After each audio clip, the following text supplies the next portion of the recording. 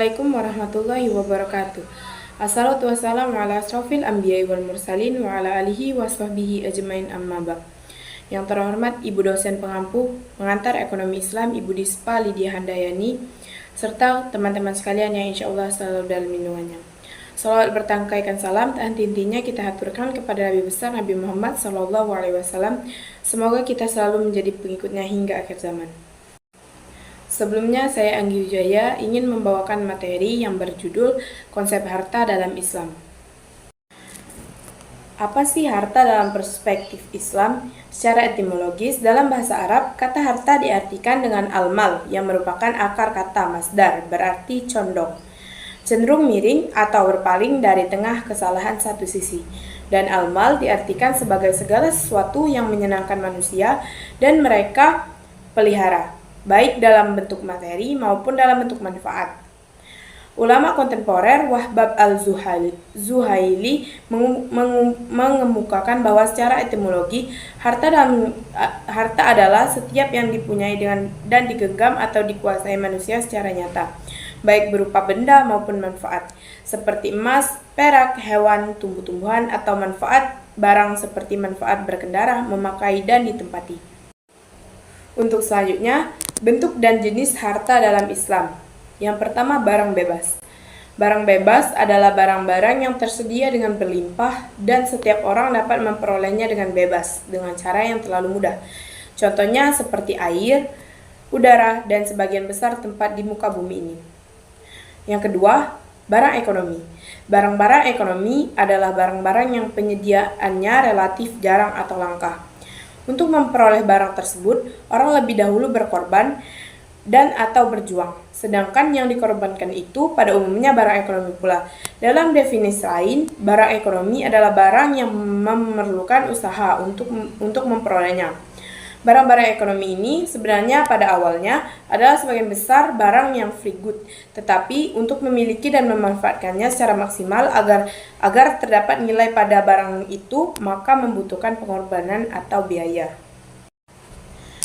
Apa saja sih dampak harta halal dan haram? Jadi, status halal dan haram adalah hal yang asasi dalam ajaran agama Islam. Mengenai harta haram, hal ini minim diketahui secara jelas. Sumber harta yang haram meliputi pekerjaan yang mengandung unsur kezaliman, merampas hak orang lain tanpa jalan yang dapat diterima syariat, memperoleh sesuatu yang tidak diimbangi dengan pekerjaan atau pengorbanan yang setimpal, harta yang dihasilkan melalui penjualan beli barang haram, dan atau harta yang diperoleh melalui cara kerja yang tidak diperbolehkan oleh syariat. Nah, berikut pembagian harta menurut para fuqaha. Yang pertama, harta mutakawin dan ghair al-mutakawin. Yang kedua, mal mankul dan mal ghair al-mankul. Yang ketiga, mal mitsili dan mal kimi. Yang keempat, mal istikhlaq dan mal istimal. Yang kelima, mal ain dan mal dain. Yang keenam, mal aini dan mal naf'i. Yang ketujuh, hal mamluk, muban, dan mahjur. Yang ke-8, harta yang dapat dibagi atau tidak dapat dibagi. Yang ke-9, harta pokok dan harta hasil. Dan yang ke-10, mal khos dan mal am. Nah, sekarang kita akan membahas konsep kepemilikan dalam Islam. Kepemilikan dapat juga diartikan dengan hak milik, dan dalam bahasa Arab disebut sebagai hak mali, yaitu hak-hak yang terkait kehartaan dan manfaat, atau penguasaan terhadap sesuatu yang dimiliki atau harta. Hubungan seseorang dengan suatu harta yang diakui oleh Islam menjadikannya mempunyai kekuasaan khusus terhadap harta tersebut, sehingga ia dapat melakukan tindakan hukum terhadap harta tersebut kecuali ada halangan syariah.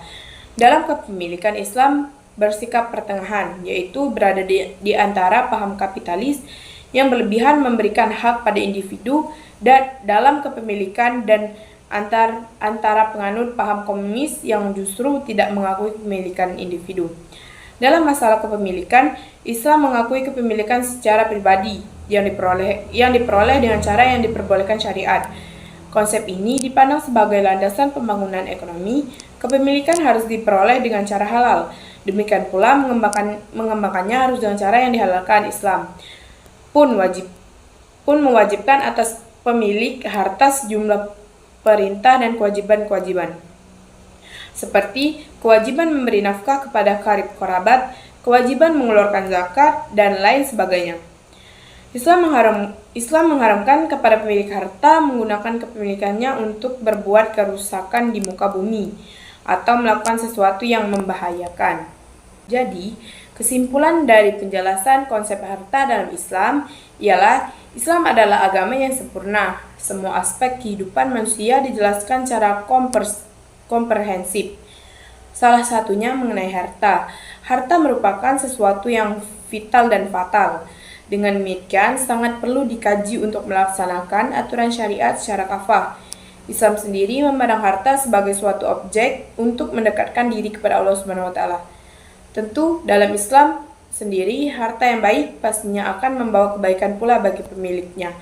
Carilah dengan cara yang baik, gunakan untuk hal yang bermanfaat. Baiklah, demikian materi yang dapat saya sampaikan. Mohon maaf jika terdapat salah dan kata, kepada Allah saya mohon ampun. Wallahul muwaffiq ila aqwamit thoriq. Wassalamualaikum warahmatullahi wabarakatuh.